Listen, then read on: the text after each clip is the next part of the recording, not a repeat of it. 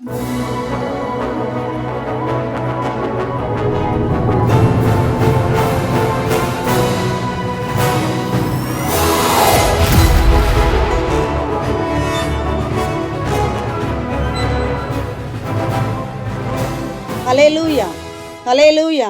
ஆண்டவரும் இரட்சகருமாகிய இயேசு கிறிஸ்துவின் விலையேற பெற்ற நல்ல நாமத்தினாலே இந்த காலை வேளையிலே உங்களை காண்பதிலே மகிழ்ச்சி அடைகிறோம். மாத்தூர் படைஸ்தலத்தின் சார்பாக உங்களை வாழ்த்தி வரவேற்றுக் கொள்கிறோம். கர்த்தர் தாமே நம் அனைவரையும் அதிகமாய் ஆசீர்வதிப்பாராக. நாம் ஜெபம் செய்வோம். மகா கிருபையும் இரக்கமும் நிறைந்த எங்கள் அன்புள்ள ஆண்டவரே, ஆசீர்வாதமும் மனமகிழ்ச்சியுமான இந்த பரிசுத்த ஓய்வு நாள் காலை வேளைக்காய் உமக்கு நாங்கள் நன்றி செலுத்துகிறோம். இம்மட்டுமா என் தேவன் எங்களை ஆண்டவரே நீர் வழிநடத்தி வருகிறீர். உமக்கு ஸ்தோத்திரம் ஐயா. கடந்த நாட்கள் முழுவதும் என் தேவனுடைய கரம் எங்களோடு கூட இருந்தபடியினாலே அப்பா ஸ்தோத்திரம் ஸ்தோத்திரம் ஸ்தோத்திரம் என்று சொல்லி உமக்கு நாங்கள் மகிமையை செலுத்துகிறோம் ஆண்டவரே. இந்த வேளையிலும் கூட ஆண்டவரே ஸ்தோத்திரம் கொடுக்கிற செய்தி ஜெபங்கள் எல்லாவற்றையும் என் தேவன் நீர் ஆசீர்வதித்து தர வேண்டுமாய் ஜெபிக்கிறோம். இந்த ஊடகத்து நிமித்தமாய் ஆண்டவரே உம்முடைய நாம மகிமைப்பட்டு கொண்டிருப்பதற்காய் ஸ்தோத்திரம். நீர் ஆசீர்வதியும் பெரிய காரியங்களை செய்யும். இயேசுவின் நாமத்தில் ஜெபிக்கிறோம். ஜெபம் கேளும் நல்ல பிதாவே, ஆமென். தாரும் மீட்பானல் சாதீனம் தம் ரட்சண்ய சேனைக்கு போரில் எம்மை முன்னடத்தி தாரும் பெருஞ்சோபிலி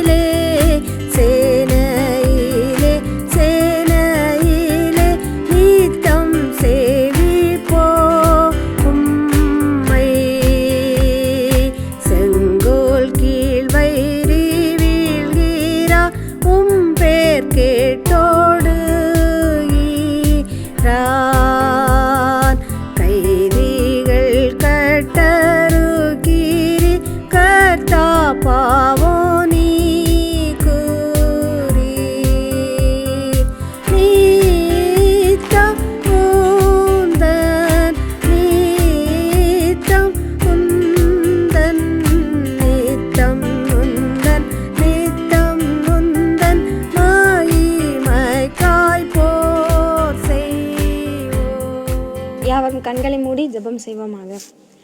அன்புள்ள ஏசப்பா, எங்களை இதுவரை கண்ணின் மணி போல பாதுகாத்து வழிநடத்தினீரே, அதற்காக நன்றி. எத்தனையோ மக்கள் இந்த நாளை கண்டு சந்தோஷப்படி இருந்தாங்க ஏசப்பா. அவர்களுடைய அற்பையும் தூசியுமா இருக்கும்.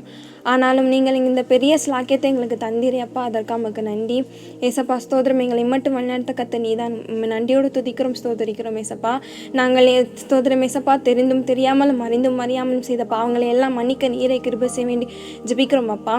இன்னும் வாலிப பிள்ளைகளுக்காக ஜெபிக்கிறோம் ஏசப்பா. வாலிபன் தன் வழி எதனால் சுத்தம் பண்ண வசனத்தின்படி தான் ஏசப்பா. உங்களுடைய வசனத்தின்படி அவர்கள் சுத்தமாக நடக்க கிருபை செய்யுங்க ஏசப்பா. இன்னும் ஸ்தோத்திரம் ஏசப்பா, படிக்கிற ஒவ்வொரு பிள்ளைகளுக்காக ஜெபிக்கிறோம் ஏசப்பா. படிக்கிற ஒவ்வொரு பாடம் மனதில் இருக்க கிருபை செய்யுங்க. சாலமணி ஞானிக்கு கொடுத்த ஞான வரத்தை அவர்கள் கொடுக்க கிருபை செய்யுங்க ஏசப்பா. நல்ல ஞானத்தை புத்தியாரம் கொடுத்து ஏசப்பா படிக்கும்போது அவர்கள் கூட இருக்க கிருபை செய்யுங்க.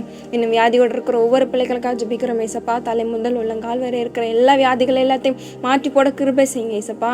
இன்னும் ஸ்தோத்திரம் ஏசப்பா, கர்ப்பஸ்திரீகளுக்காக ஜெபிக்கிறோம் ஏசப்பா. ஏற்ற வேலை தாயும் சேமாவில் பாதுகாத்து கொள்ள வேண்டி ஜெபிக்கிறோம் ஏசப்பா. இன்னும் கர்ப்பத்தின் கனிக்காக ஏங்கி கொண்டு இருக்கிற ஒவ்வொரு பிள்ளைகளுக்காக ஜெபிக்கிறோம் ஸ்தோத்திரம். இன்னும் ஏற்ற வேலை கர்ப்பத்தின் கனியை கொடுத்து ஆசீர்வாதத்தை பெருக செய்ய வேண்டி ஜெபிக்கிறோம் ஏசப்பா. இன்னும் போதை போல் கடுமையாக இருக்கிற ஒவ்வொரு பிள்ளைகளுக்காக ஜெபிக்கிறோம் ஏசப்பா. சிறு பிள்ளைகள்லேருந்து வாலிப பிள்ளைகள் வரைக்கும் ஏசப்பா போதை போல் கடுமையாக இருக்காங்க ஏசப்பா. ஏசப்பா அதுலேருந்து ஒரு நல்ல விடுதலை கொடுக்க கிருபை செய்யுங்க. டாஸ்மாக் கடையெல்லாம் மூட நீரை கிருபை செய்ய வேண்டி ஜெபிக்கிறோம் ஏசப்பா. அவளை தொட்டு சுகப்படுத்த வேண்டி ஜெபிக்கிறோம் ஏசப்பா. இன்னும் ஸ்தோத்திரம் ஏசப்பா. ரச்சனை சேனைக்காக ஜெபிக்கிறோம் ஏசப்பா. ரச்சனை சேனை தலைவர்களுக்காக ஜெபிக்கிறோம் ஏசப்பா. அவர்களை ஆசீர்வதிங்க, அவங்க குடும்பங்களையும் ஆசீர்வதிங்க ஏசப்பா. அவளை பாதுகாத்து கொள்ளுங்க ஏசப்பா. இன்னும் ஸ்தோத்திரம் ஏசப்பா. ரச்சனை சேனை ஊழியர்களுக்காக ஜெபிக்கிறோம் ஏசப்பா. அவளை ஆசீர்வதிங்க, பலப்படுத்துங்க, நீரே பொறுப்படுத்திக் கொள்ள வேண்டி ஜெபிக்கிறோம் ஏசப்பா. அவளுக்கு கொடுக்குற ஒவ்வொரு செய்தியும் வாழ்க்கையில் பிரயோஜனமாக இருக்க கிருபை செய்யுங்க ஏசப்பா. இன்னும் எங்களை பாதுகாத்துக் கொள்ளுங்க, பலப்படுத்துங்க ஏசப்பா. மீதியான சமயம் முழுவதும் நீரே பொறுப்படுத்திக் கொள்ள வேண்டும் என்று அன்பான இயேசு மூலம் ஜெபிக்கிறோம் ஜீவனுள்ள நல்ல பிதாவே, ஆமீன். யாவரும் கர்த்தர் கற்றுக் கொடுத்த ஜெபத்தை சொல்லுவோமாக.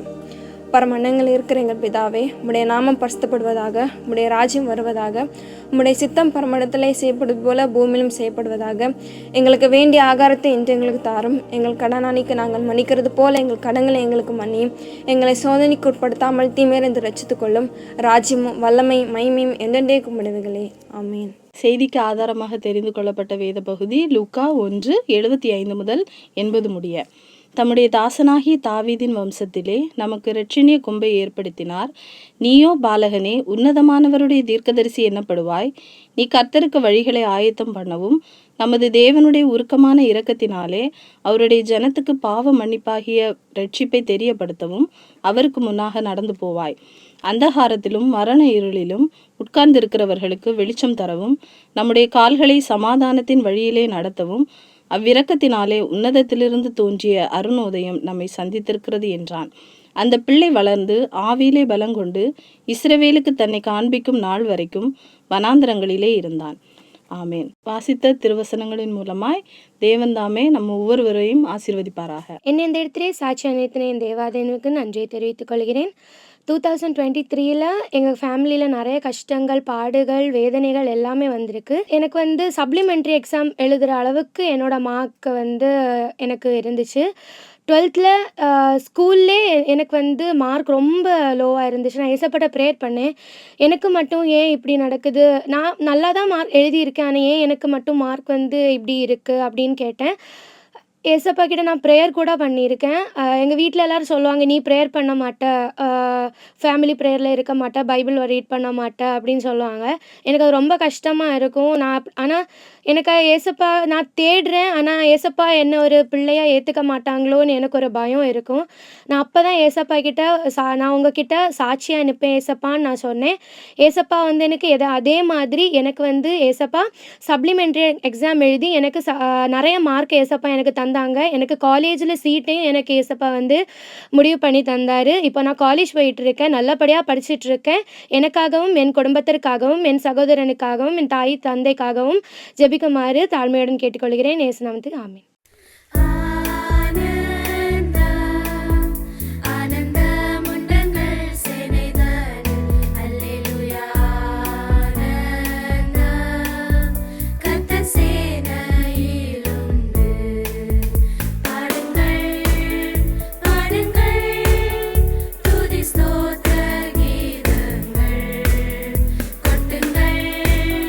மேளங்கள் வாத்திய மூழ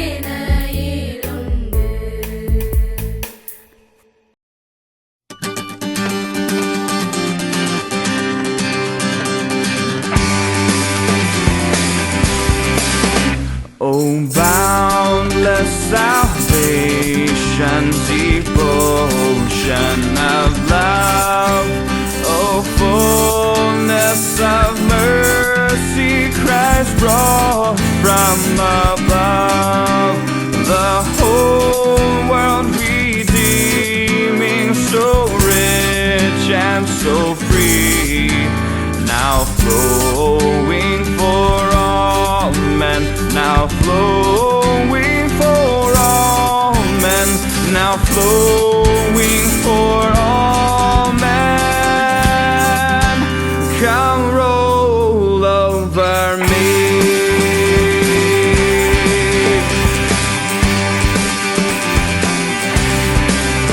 My sins are so many, their stains are so deep, and bitter the tears of remorse that I weep. But useless is weeping, oh great crimson sea. Your water can cleanse me, your water can cleanse me, your water can cleanse me. Come roll over me.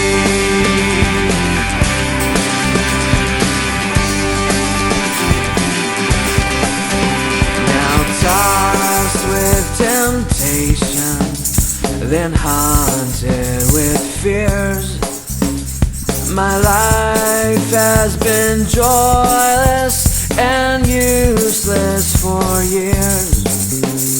I know something better most surely would be, if once you're pure water, if once you're pure water, if once you're pure water,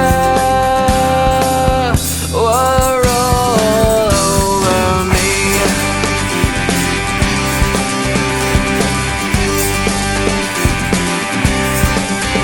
The tide is now flowing, I'm touching the wave. I hear the loud call of the mighty to save. My faith's growing bolder, delivered I'll be. I plunge beneath the water, I plunge beneath the water, I plunge beneath the water. It rolls over me.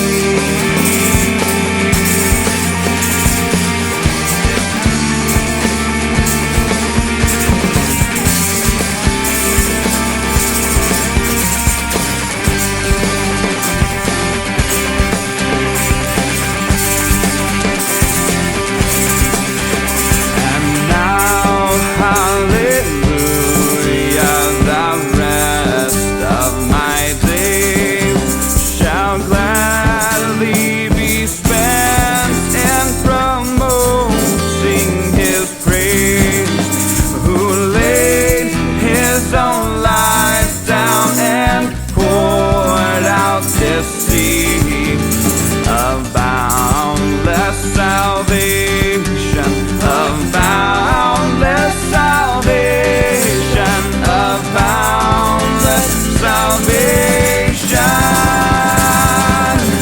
for you and for me, you and for me.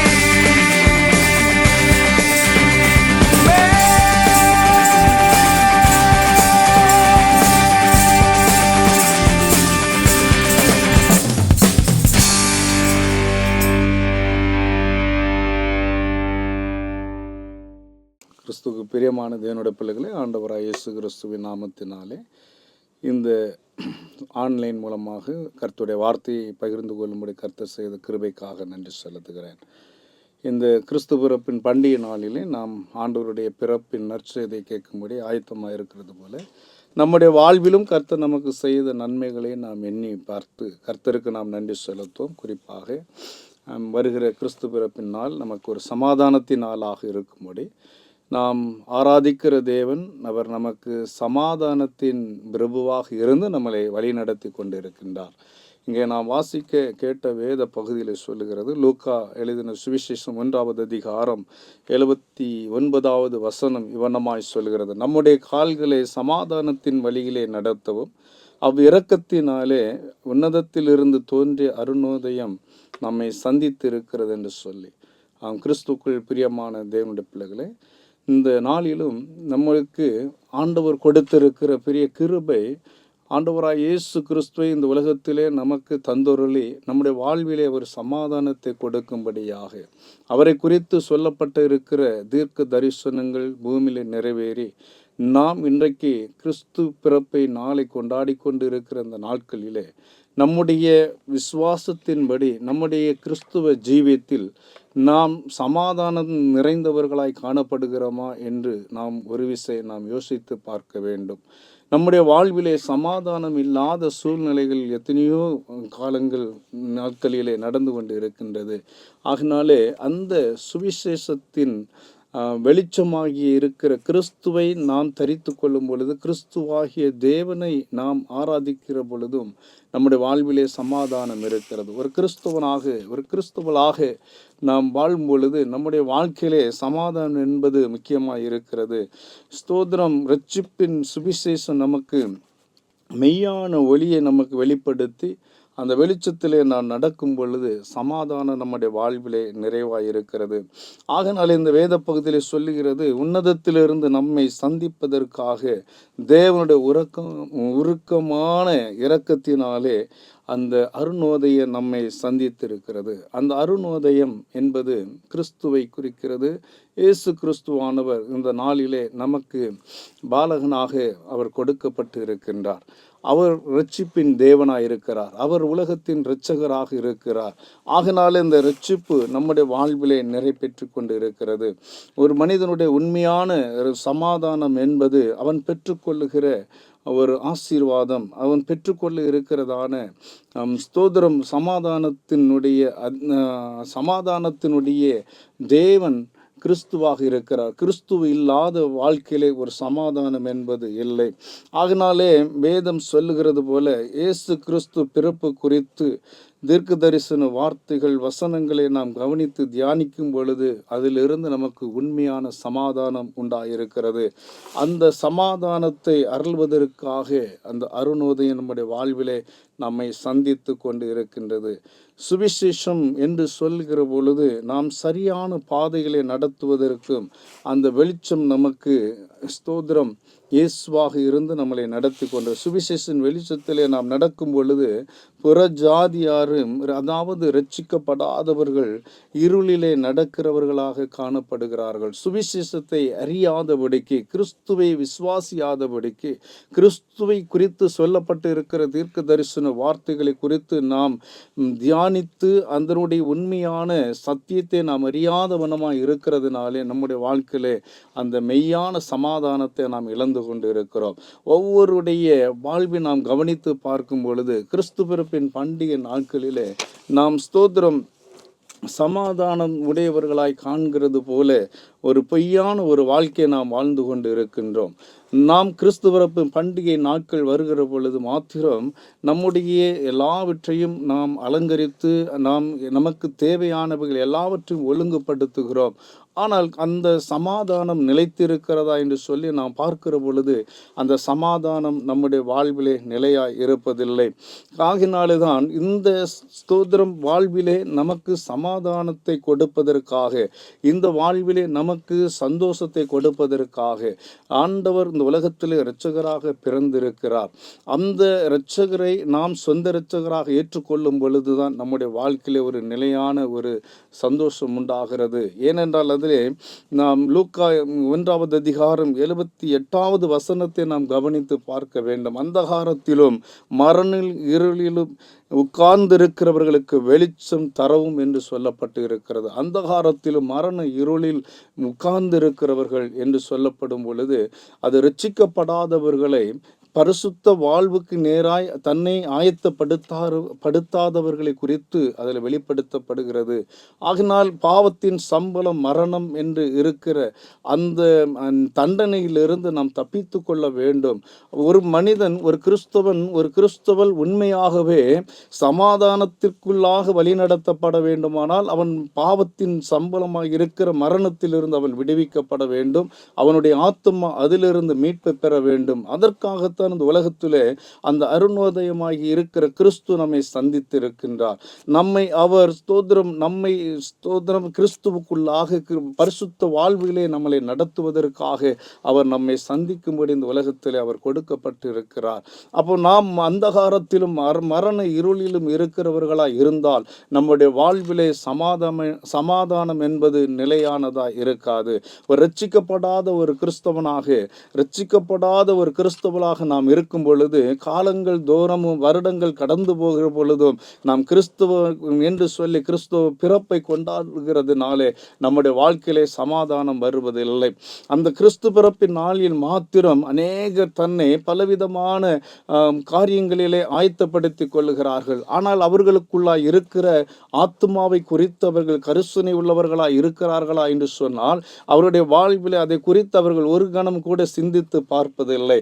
இயேசு கிறிஸ்து இந்த உலகத்திலே வந்ததற்கு காரணம் நமக்கு உள்ளாயிருக்கிற ஆத்துமாவை மீட்டு அது பரலோகத்திற்குரிய சொந்தமாக்கி கொள்ள வேண்டும்.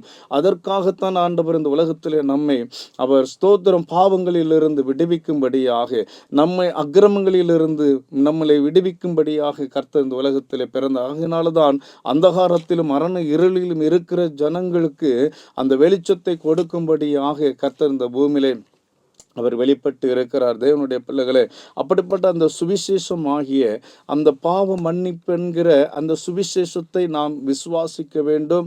அந்த சுவிசேஷ ஒளிக்குள்ளாக நாம் கடந்து வர வேண்டும். அப்படிப்பட்டதான ஒளிக்குள்ளே நாம் வரும் பொழுது நமக்கு சமாதான வாழ்வு நிறைவாய் இருக்கிறது. தேவனோடு ஜீவிக்கிற சமாதான வாழ்வு தான் நம்முடைய வாழ்க்கையில கொடுக்கப்படுகிற ஒரு தெய்வீக ஆசீர்வாதம். அப்போ தேவனோடு நாம் ஜீவிக்கிற வாழ்வுக்கு நேராய் நாம் கடந்து வர வேண்டும். அது சாதாரணமாக நாம் தேவனோடு ஜீவிக்க முடியாது. ஒரு கிறிஸ்தவளாக இல்லை, சொல்ல போனால் ஒரு விசுவாசியாக ஒரு திருச்சபையிலே அங்கமாய் இருக்கிறதினால் நாம் சமாதான வாழ்வுக்கு நேராய் கடந்து போக முடியுமா என்று சொன்னால் அது ஒரு காலம் முடிபெறாது.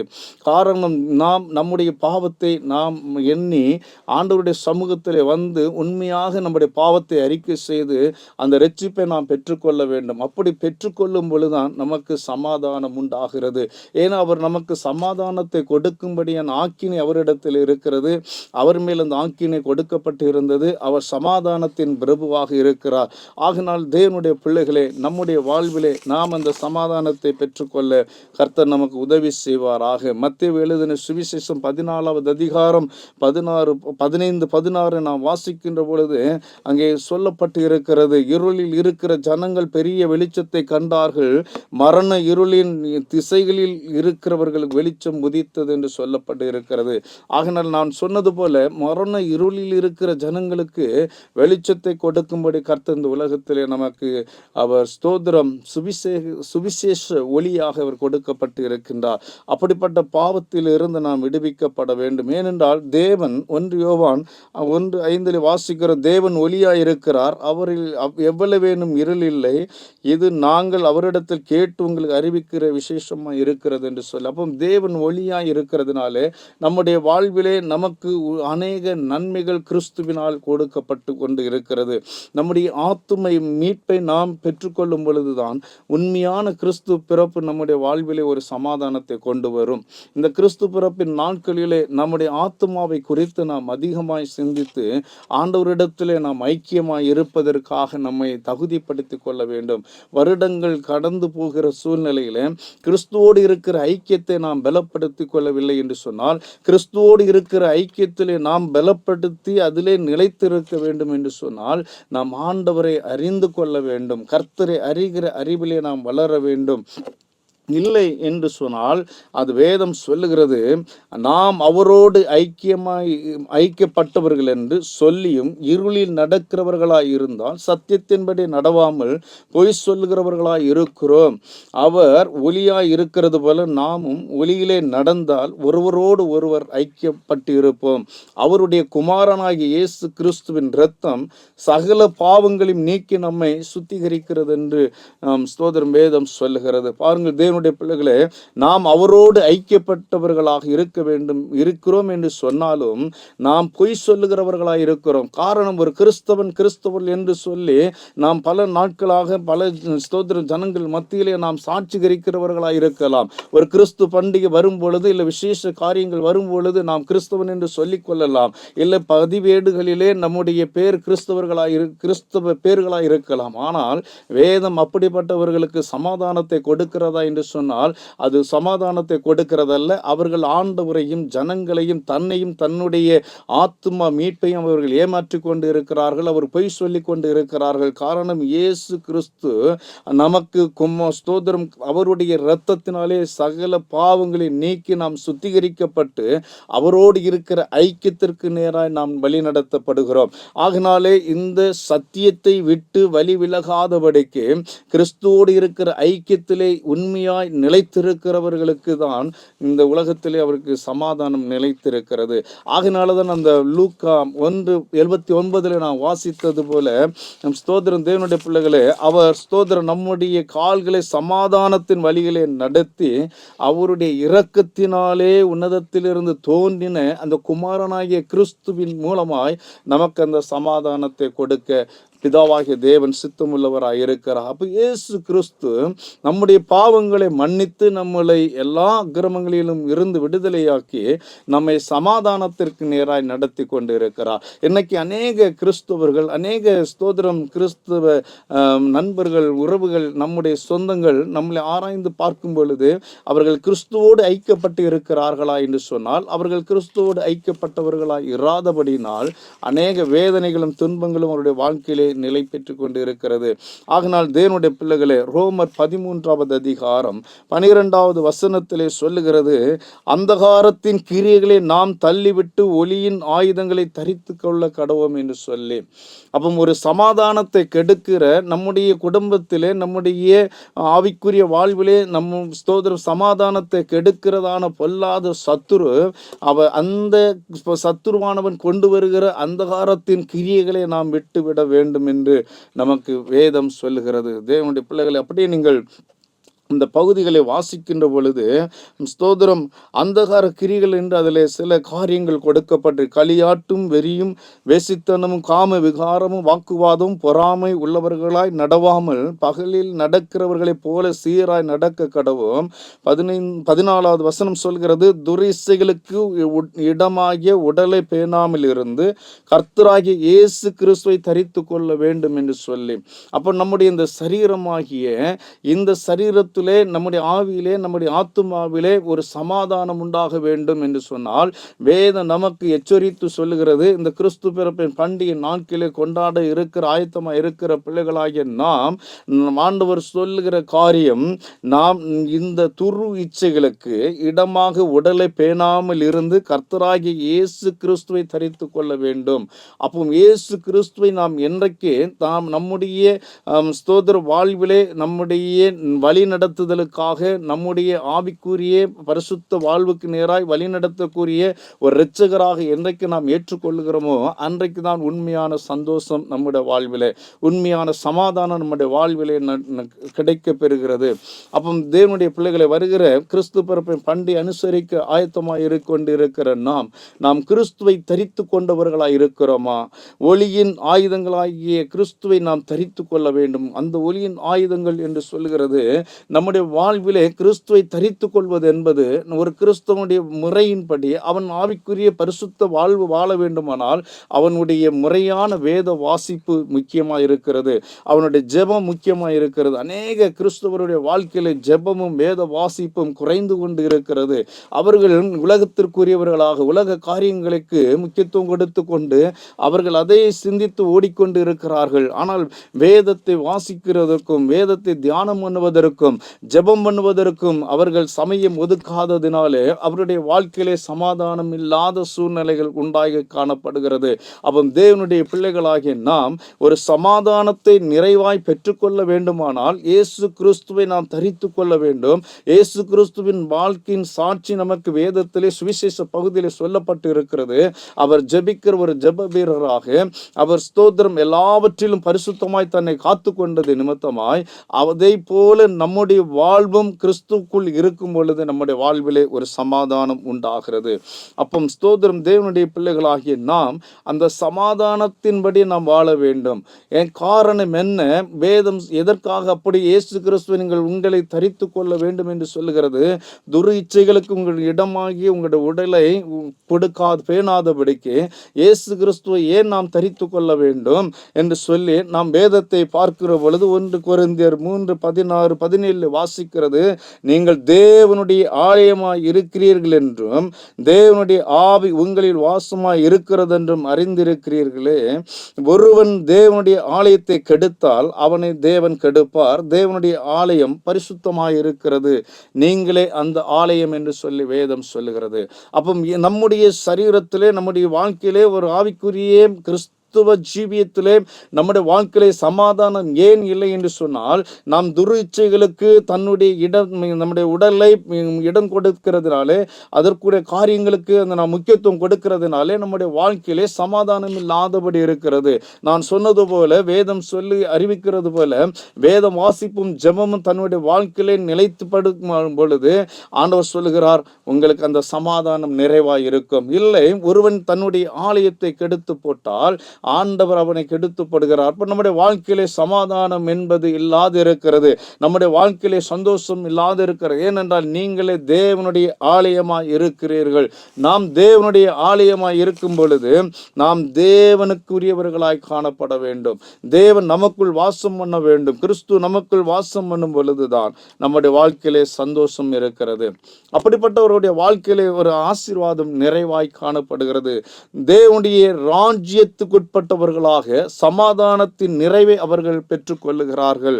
வேதத்திலே நாம் வாசிக்கிறோம். கொலோசியர் 1:12 நீங்கள் வாசிக்கும் பொழுது ஸ்தோத்திரம், ஒளியில் உள்ள பரிசுத்தவான்களுடைய சுதந்திரத்தின் பங்கு அடைவதற்கு நம்மை தகுதி உள்ளவர்களாக்கினவரும் இருளின் அந்தகாரத்தினின்று நம்மை விடுதலையாக்கி தமது அன்பின் குமாரனுடைய உட்படுத்தினவருமா இருக்கிற பிதாவை ஸ்தோத்திரிக்கிறேன் என்று சொல்லி தேவ பிள்ளைகளை கவனித்து பார்க்க வேண்டும். ஒளியில் உள்ள பரிசுத்தவான்களுடைய சுதந்திரத்தின் பங்கு அடைவதற்காக அப்போ ஒளியின் பிள்ளைகளாக சுவிசேஷத்தின் ஒளியாய் இருக்கிற கிறிஸ்துவின் பிள்ளைகளாக கிறிஸ்துவின் இரத்தத்தினாலே பாவங்கள் மன்னிக்கப்பட்ட பிள்ளைகளாக நாம் காணப்படும் பொழுது அவர் நமக்கு பரிசுத்தவான்களுடைய சுதந்திரம் நமக்கு கொடுக்கப்படுகிறது. அது எங்கே இருந்து கொடுக்கப்படுகிறது? தேவனுடைய குமாரனாகிய ராஜ்யத்திலே கொடுக்கப்படுகிறது. பரலோகத்திலே நமக்கு அந்த மேன்மை கொடுக்கப்படுகிறது. ஆகினால் பரலோகத்திலே நம்மை குறித்து ஒரு சந்தோஷம் மகிழ்ச்சி உண்டாகும். கிறிஸ்துவுக்குள் பிரியமான தேவனுடைய பிள்ளைகளே, அப்ப பரிசுத்தவான்களுடைய சுதந்திரமும் குமாரனாகிய கிறிஸ்துவினுடைய அந்த ராஜ்யத்தினுடைய ஆசீர்வாதம் என்பது பரலோக வாழ்விலே நமக்கு வைக்கப்பட்டு இருக்கிற ஒரு நித்திய வாழ்வு என்பது. ஏனென்றால் யோவான் 3:16 நீங்கள் வாசிக்கிறோம், தேவன் தம்முடைய ஒரே பேரான குமாரனை விசுவாசிக்கிறவன் எவனோ அவன் கெட்டு போகாமல் நித்திய ஜீவனை அடையும்படிக்கு அவரை தந்தொருளி இவ்வளவாய் நம்மில் அன்பு கூர்ந்திருக்கிறார் என்று வேதம் சொல்லு. சொல்லுகிறது. அப்போ தேவனுடைய குமாரனுடைய ராஜ்யத்தில் ஒருவன் பிரவேசிக்க வேண்டும் என்பதுதான் பிதாவினுடைய ஆசையாக இருக்கிறது. அப்போ குமாரனாகிய கிறிஸ்து தேவனுடைய ராஜ்யத்திலே அவர் சமாதானத்துக்குரியவராய் இருக்கிறார். அவருடைய பிள்ளைகளாகிய நாமும் அவருடைய இரத்தத்தினாலே கழுவப்பட்டு இருக்கிற பரிசுத்தவான்களுடைய பங்கும் அதே சுதந்திரம் எங்கே இருக்கிறது என்று சொன்னால் பரலோகத்தில் இருக்கிறது. அங்கே மிகுந்த சமாதானத்திற்குரியவராய் அவன் காணப்படுகிறான். ஆகினால் தேவனுடைய பிள்ளைகளை, இந்த ஸ்தோத்திரம், இந்த தேவனுடைய வார்த்தைகளை கேட்டுக்கொண்டு இருக்கிற நாம் ஒரு கணம் நம்மை சிந்தித்து பார்க்க வேண்டும். நம்முடைய வாழ்க்கையிலே அந்த சமாதானம் எங்கிருந்து நமக்கு கொடுக்கப்படுகிறது, அந்த நொடிய சமாதானத்தின் நிறைவு எங்கே இருக்கிறது, அதற்கு காரண கர்த்தராய் இருக்கிறவர் யார் என்பதை அறிந்து அவருடைய வாழ்வின் சாட்சியை நாம் காத்துக்கொண்டு நடக்க வேண்டும். இல்லை, நம்முடைய ஸ்தோத்திரம் வருஷங்கள் கடந்து போகிறது, நாட்கள் ஓடிக்கொண்டு இருக்கிறது, ஆனால் நம்முடைய வாழ்க்கையிலே சமாதானம் இல்லாதபடி காணப்படுகிறோம். ஆனால் நாம் ஒரு கிறிஸ்தவனாக இருக்கிறோம், ஒரு கிறிஸ்தவளாக இருக்கிறோம், ஒரு சபையினுடைய விசுவாசிகளாக இருக்கின்றோம். தேவனுடைய பிள்ளைகளை நம்மை நாமே அறிந்து கர்த்தரிடத்திலே நாம் அதை அறிந்து கொள்ள வேண்டும். இன்னைக்கு அநேக பிள்ளைகள் உலகத்தின் காரியங்களை சிநேகிக்கிறார்கள். ஆண்டவர் நம்மிடத்திலே எதிர்பார்க்கிற காரியம் என்ன? நாம் நிறைவான சமாதானத்தை பெற்றுக்கொள்வதற்கு நாம் எதிர்பார்க்கிற காரியம் என்ன? வேதத்திலே நீங்கள் கவனிக்கும் பொழுது ஓசியா 6வது அதிகாரம் 3வது வசனத்திலே சொல்லுகிறது, கர்த்தரை அறியும்படி தொடர்ந்து போவோம், அவருடைய புறப்படுதல் அருணோதயம் போல ஆயத்தமாயிருக்கிறது. அவர் மழையை போலவும் பூமியின் மேல் பெய்யும் முன்மாறி பின்மாறி போலவும் நம்மிடத்திலே வருவார். அவர் பலி அல்ல, இரக்கத்தையும் தகன பலிகளையும் பார்க்கிலும் தேவன் அறிகிற அறிவை விரும்புகிறேன் என்று சொல்லி ஆண்டவர் நம்முடைய சொல்ற, நாம் கொடுக்கிற காணிக்கையினால் அல்ல.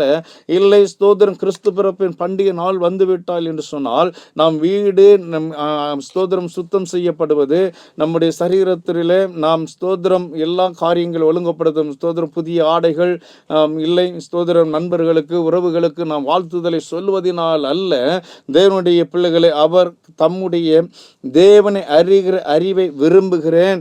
அவர்களோ ஆதாமை போல உடன்படிக்கையை மீறி எங்கே எனக்கு விரோதமாய் துரோகம் பண்ணினார்கள் என்று அந்த ஓசியா 6:7 வசனத்தில் நாம் பார்க்க முடிகிறது. அப்போ தேவனுடைய பிள்ளைகளை, நாம் ஆண்டவரோடு இருக்கிற உடன்படிக்கை நாம் என்ன செய்யணும், மறந்து போகக்கூடாது.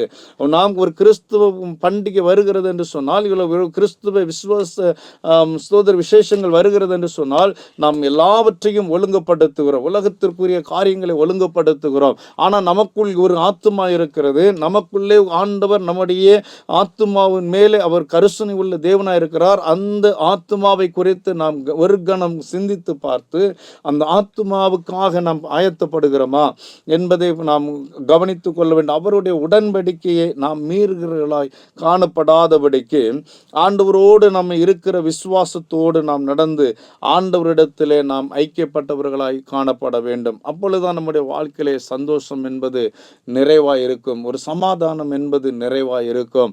இன்னைக்கு கர்த்தர் விரும்புகிற காரியம் தம்முடைய கால்களை அவர் சமாதானத்தின் வழியிலே நடத்தவும், அவருடைய இரக்கத்தினாலே உன்னதத்திலிருந்து வந்த கிறிஸ்துவை நாம் தரித்து கொண்டு நம்முடைய வாழ்க்கையிலே சமாதானத்தோடு நடந்து இந்த பூமியிலே சாட்சிகளை காத்து கொண்டு ஆண்டவருக்காக நாம் எக்காலமும் ஸ்தோத்திரத்தோடு ஆண்டவரை நாமத்தை மகிமைப்படுத்த வேண்டும். கடைசியாக தேவனுடைய பிள்ளைகளே, நம் சுவிசேஷத்தை நாம் விசுவாசிக்கிறோம்.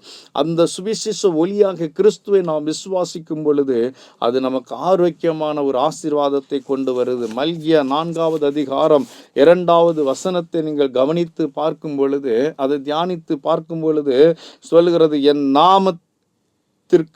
நாமத்துக்கு பயந்திருக்கிற உங்கள் மேல் நீதியின் சூரியன் உதிக்கும், அது செட்டைகளின் கீழ் ஆரோக்கியம் இருக்கும், நீங்கள் வெளியே புறப்பட்டு போய் கொளுத்த கன்றுகளைப் போல் வளர்வீர்கள் என்று சொல்லப்பட்டு இருக்கிறது. தேவ பிள்ளைகளே, பாருங்கள், அவருடைய நாமத்திற்கு பயந்து இருக்கிறவர்கள் மேலே நீதியின் சூரியன் உதிக்குமாம், அங்கே அவர்களிடத்தில் அந்த செட்டையின் கீழ் ஆரோக்கியம் இருக்கிறது என்று சொல்லி ஒரு சந்தோஷம் இருக்கிறது, ஒரு சமாதானம் இருக்கிறது.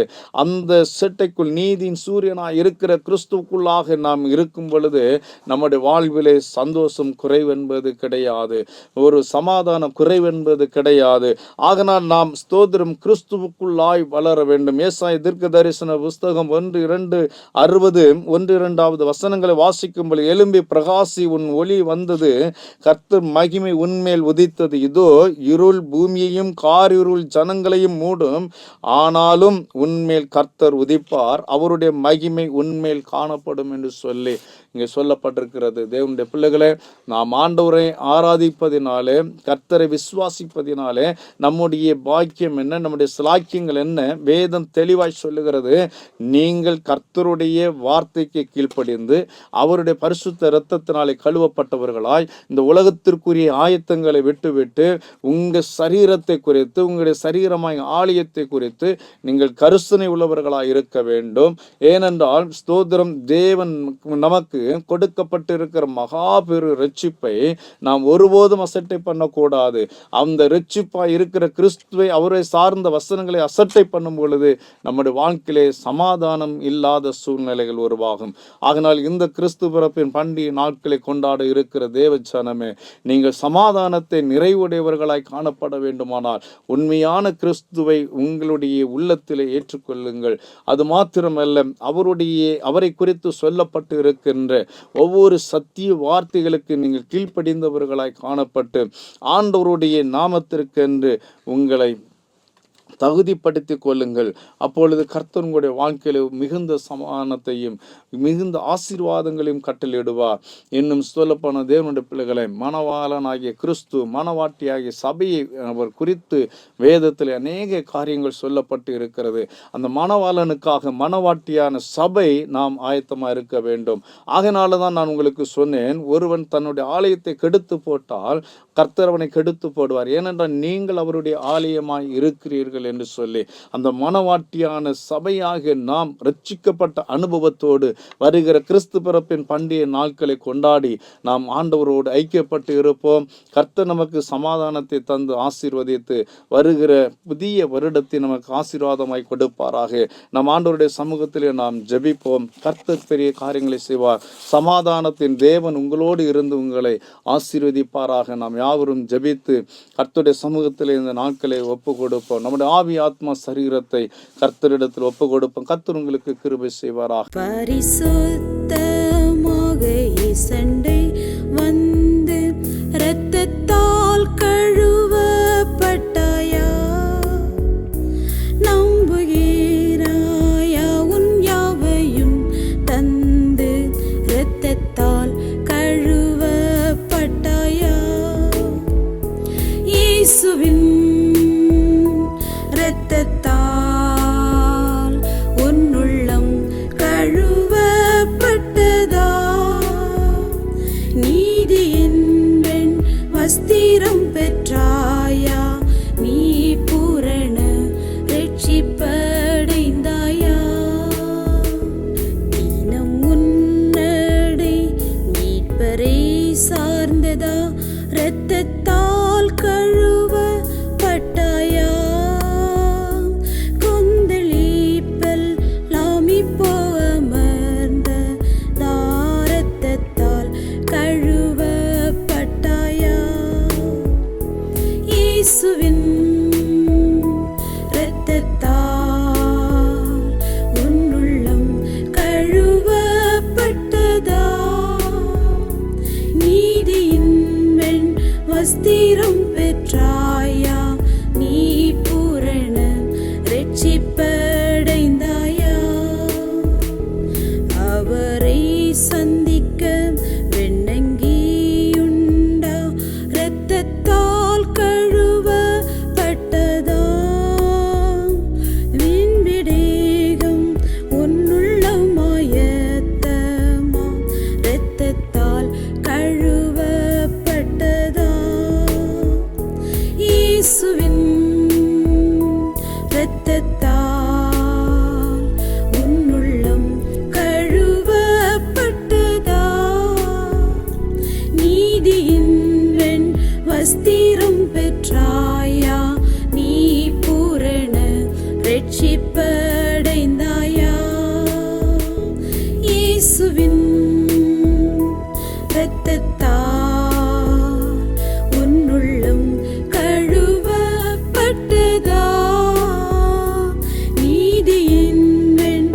வஸ்திரம் பெற்றாயா, நீ பூரண ரட்சிப்படைந்தாயா.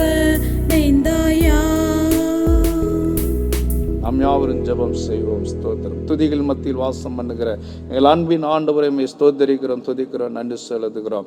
ஆண்டவரை இந்த நாட்களில் எங்களுடைய வாழ்க்கையில் உண்மையான சமாதானத்தை நாங்கள் அறிந்து கொள்ளும்படி கர்த்தர் எங்களுக்கு கிருபை செய்தபடி நம்ம ஸ்தோத்தரிக்கிறோம்.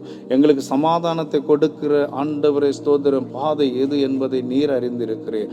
ஆகினாலே எங்களுடைய கால்கள் சமாதானத்தின் வழியில் நடத்தப்படவும் ஆண்டவரே நாங்கள் உம்முடைய இரக்கத்தினாலே கிறிஸ்துவாகிய உம்மை அறிந்து கொண்டு உம்முடைய மீட்பை நாங்கள் பெற்றுக்கொள்ளும்படி கிருபை பாராட்டினர். இயேசு கிறிஸ்து சகல பாவங்களையும் ஆண்டவர் மன்னிக்கிறவராய் இருக்கிறார். உம்முடைய இரத்தத்தினால் எங்களுக்கு ஒரு மன்னிப்பு இருக்கிறது. ஆண்டவரே நாங்கள் உலகத்திற்குரியவர்களாக நின்று ஆண்டவரே நாங்கள் சமாதானத்தை தேடினால் ஒருபோது எங்களுடைய வாழ்க்கையில் அந்த சமாதானம் நிலையாய் இருப்பதில்லை. நீர் ஆண்டவரே ஸ்தோத்திரம் உண்மையான உள்ளான மனிதனாய் இருக்கிற ஆத்மா ரட்சிக்கப்படும் பொழுது, அது கிறிஸ்துவுக்குள் ஐக்கியப்பட்டு இருக்கும் பொழுது அவங்களுடைய வாழ்க்கையில எப்பொழுதும் ஒரு சந்தோஷம் இருக்கிறது, அவருடைய வாழ்க்கையில் எப்பொழுது ஒரு சமாதானம் இருக்கிறது என்று எங்களுக்கு நீர் போதித்து இருக்கிறீரப்பா. அப்படியே இந்த ஆண்டவரே ஸ்தோத்திரம் இந்த ஆன்லைன் மூலமாக இந்த வார்த்தைகளை கேட்டுக்கொண்டு இருக்கிற ஒவ்வொரு பிள்ளைகளுடைய வாழ்க்கையிலும் ஒரு சந்தோஷமும் சமாதானமும் உண்டாயிருக்கட்டும். உன்னதத்தில் இருக்கிற தேவனுக்கு மகிமையும் பூமியிலே சமாதானம் உண்டாகும்படியாய் இந்த பூமியிலே நீர் கொடுக்கப்பட்டு இருக்கிறீர் கர்த்தாவே. அது நிறைவாகட்டும் என்று நாங்கள் செபிக்கிறோம் ஐயா.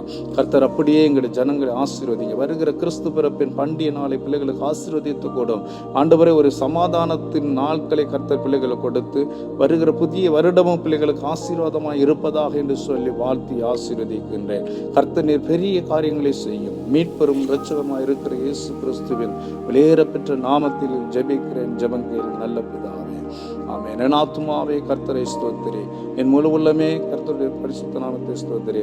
என் ஆத்துமாவே கர்த்தரை ஸ்தோத்திரி, அவர் செய்த சகல உபகாரங்களையும் மறவாதே. ஆமென். ஆசீர்வாதம். நம்முடைய கர்த்தராகிய இயேசு கிறிஸ்துவின் கிருபையும் பிதாவாகிய தேவனுடைய அன்பும் பரிசுத்த ஆவியானவருடைய ஐக்கியம் சிநேகம் என்றும் என்றும் சதா காலங்களில் நம்மோடும் நம்முடைய கிறிஸ்துவ வாழ்வின் ஜீவியத்தோடு வருகிற கிறிஸ்துவ பண்டிகை நாட்களோடும் தங்கியிருந்து வாழ்த்தி ஆசீர்வதிப்பாராக. ஆமென். ஆமென். ஸ்தோத்திரம்.